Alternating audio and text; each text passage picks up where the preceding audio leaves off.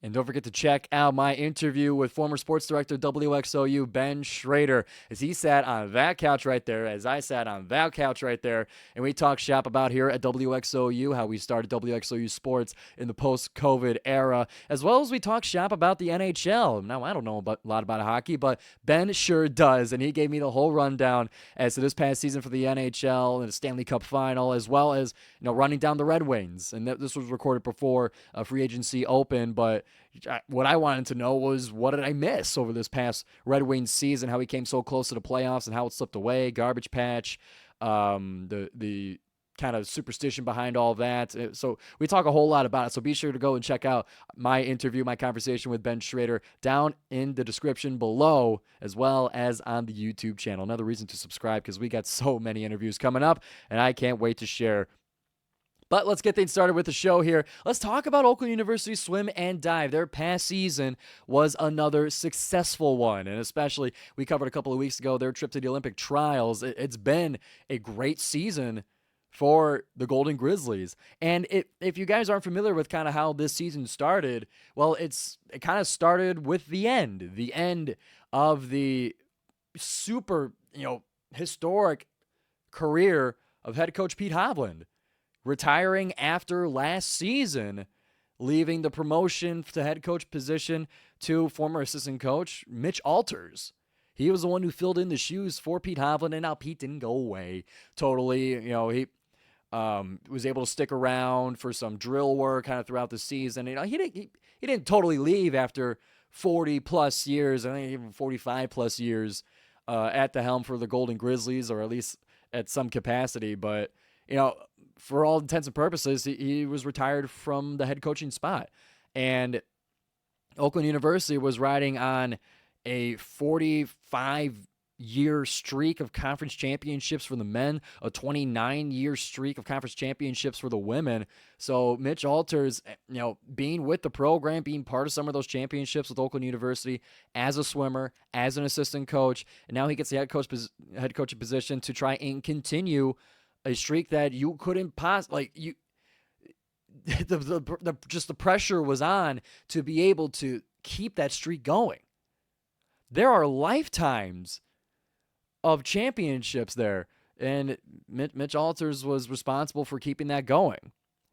And kind of meeting him in passing here and there, and I talked to both Ian Allen and Jordan Ships, both of which went to the Olympic trials, by the way. I talked to them kind of during last off season, not only about their careers and about what they're looking forward to for this season, but I asked them about Pete's retirement, at least at the time of my interview with Ian. That was last March, and I talked to Jordan Ships around last August, talking about what does Mitch bring to the table? Are traditions going to be changed? Kind of what happens when a new head coach comes in after 45 years of consistency? So I've talked to all of them about it. You can find those interviews in the description as well. But they were nothing but optimistic, and of course very sad that Pete had to go. But everyone was happy for him, and he gets more time to go fishing and all that kind of stuff. A well-deserved retirement, no doubt. But the swimmers from those two being the example were excited for Mitch to be able to get to this position, and excited to see what what kind of new things he brings, because he can't keep it the exact same. You got to be able to change certain things, kind of update and kind of get with the times, change your strategy a little bit, and maybe focus on different things, emphasis on different things. And through all of it, I was told that he is going to maintain that tradition. For the most part, obviously, Mitch Alters was part of that tradition. He was a swimmer, and I went through it before, but he was going to keep as much of the tradition as possible. But he's going to bring his own twist. And luckily for the Golden Grizzlies, that ended this past season ended with a continuation of those championships. The streak now continues to 46 years for the men, to 30 for the women in terms of conference championships. This one, like last year, got a little bit dicey, got a little bit close at the end of it, but by the end of it, the Golden Grizzlies were shown nothing but gold medals, first place finishes, and just all the all the bells and whistles that comes with the conference championship. Mitch Alters got to jump into the pool as a head coach conference champion, as well as everyone getting a full fistful of conference championship rings. Have you seen those things? Ian always likes to show me them. I talking to him a little bit, I get the fist bump and I get the giant smashing of diamonds and jewelry on my knuckles. The dude's got a freaking fist of metal, man. It is so awesome to see. And now they get to add another one to the trophy case. This one with many, many first place finishes. We won't go over all of them, but the highlights of it as listed on GoldenGrizzlies.com. First place in the women's 200 back and the men's. So we'll go over it in first place finishes. 200 back, men and women got it. 100 free, men and women got that. 200 breast, women got first place, men got second place. 200 fly, both first place. 400 free relay, both teams got first. And I would be wasting all of your guys' time if I was to give you guys the names and the times of every event. Because as much as I love the sport of swimming, that is just word and number soup, dude. That is... Won't make it well to the podcast, but for the final standings, Oakland first place for the men, 876 points. IUPUI below them with 808 points by the end of it. Women was an even wider margin, 909.5 points for the women for their finishing standings. Second place was Milwaukee with 690.5. So round up, rounding down 250-point margin for the women, and men a 70-some point margin as well. You guys could correct me in the math down below, but that will end. So for the final standings of the season, you can say final stats.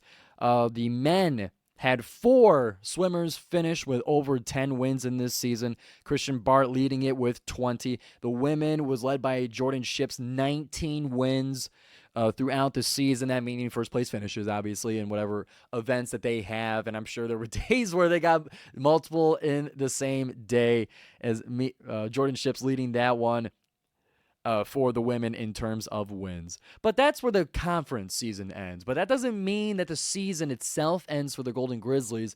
And that's kind of where it is. I'll give a similar explanation as I did last week for track and field and cross country.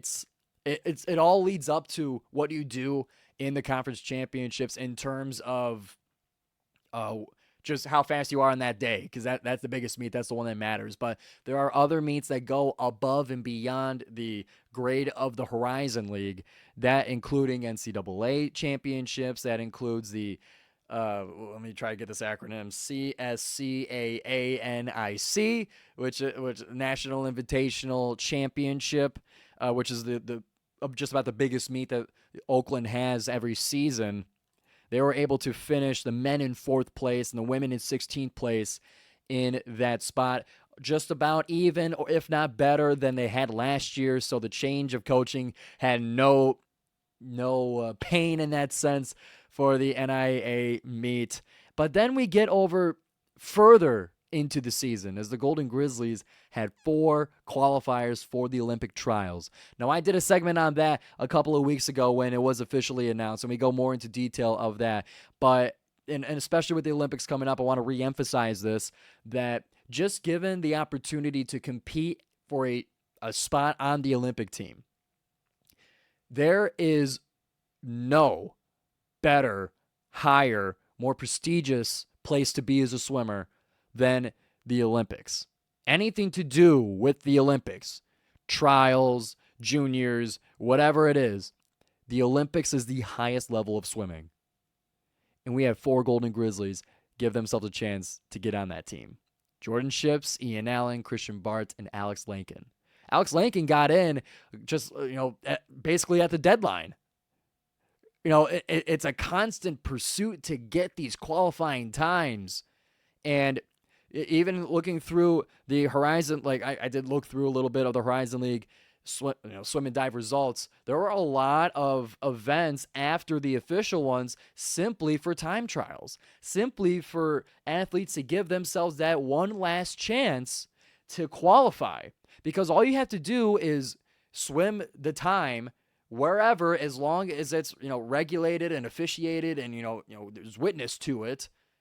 All you have to do is swim and do it and get it. Doesn't matter the audience, doesn't matter the stage or whether it's televised or covered. If you get it, you're in. And that brought 4 Golden Grizzlies to Lucas Oil Stadium, the first and biggest swim meet ever held in a football stadium. They literally could, Lucas Oil Stadium, the one that Indianapolis Colts compete in the NFL. And there's beautiful videos of the construction of it, but they basically built on top of it the depth of the pool, filled it in, and made the pool deck and everything, the scoreboard, the big display coming down in the middle. I believe it was like 20,000 in attendance throughout the week. It was the biggest swimming event in the nation's history. Speaking in non-specific superlatives, okay, I don't know the history of the entire thing, but it was such a spectacle to be able to see the Olympic trials, how it was made and covered, and having some Golden Grizzlies have some black and gold in the pool too. It was just so amazing to see swimming on a stage like that. I myself, being a swimmer, I'm rocking the Dakota Cougar 2020 Macomb County Championship shirt, of which I was a part of. First one in Oakland, in Dakota history in 20 years. So, I mean, my background in swimming, naturally gives me a bigger emphasis, bias, fandom, whatever you want to call it. I love swimming because I know it and I understand it, and I loved it when I was doing it. I only got to county cut level in my 4 years of high school. But, for all these swimmers to get to, because let me lay it out for you guys, at least from my view, in terms of how fast these swimmers are. Because no one and no one's fault, but you see a time, let me just pull one up here from the Horizon League meet. If I tell you that Harry Nicholson swam 1:42.64 in the 200 back, does that mean anything to you listening to it, watching it? No, it doesn't.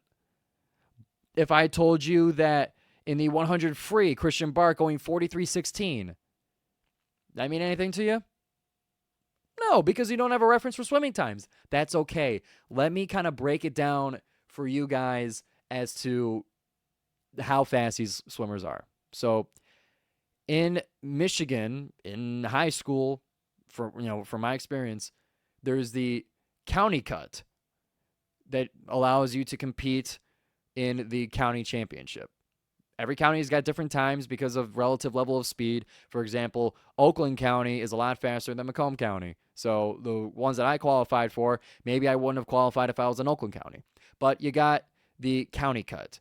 You got then the MISCA cut, which is Michigan Swimming Association or something. I don't know the acronym because I was never there. But there's the MISCA cut. Then there's the state cut that allows you to compete in all these levels of meets. State cut is just about the highest level that you get. And then you get to junior Olympic cuts. Then you get to, it scales up from there. And for me, I would like to represent myself as more of a civilian level swimmer.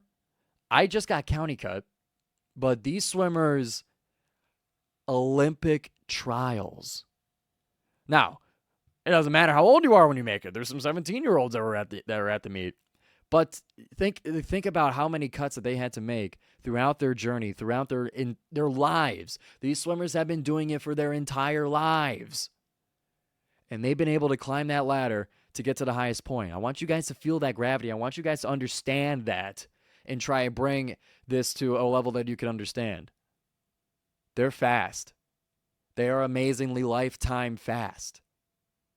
And it was fun to see them. I was unfortunate I wasn't able to see them directly swim just because they were watching on TV, it was tough to find out when each event was coming up. But either way, congratulations to all the swimmers that were able to compete in there, and congratulations to all those that aided in the Horizon League Championship for the Golden Grizzlies. Congratulations to Mitch Alters, not only on getting the head coaching job, but to proving to be able to continue the legacy of Swim and Dive. Hope to get you or some of the swimmers onto the show soon so we could really talk shop about it and kind of have you guys give you guys a firsthand understanding of everything.